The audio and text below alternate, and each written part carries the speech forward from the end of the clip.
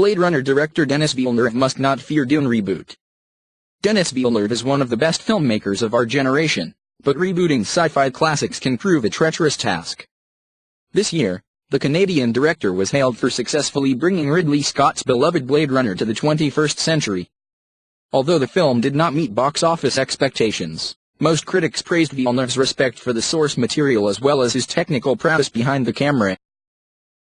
While I tend to agree on both, I believe the former might have constricted his creativity, and led to the film being more of a tribute than an independent work of art. When news broke that Villeneuve would take on the Herculean task of reshooting David Lynch's 1984 cult classic Dune, I feared he could put another dent in his otherwise brilliant career. I must not fear.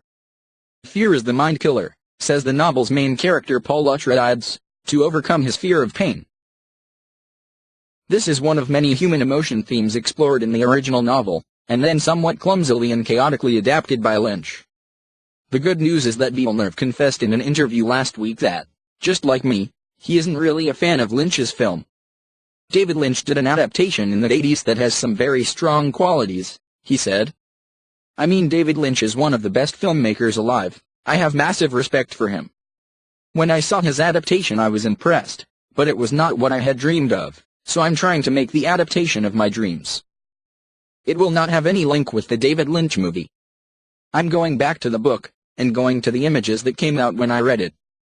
Rumor has it, Lynch himself isn't a fan of the film's final cut, after getting in a dispute with the studio and stating he had lost creative control in the editing room.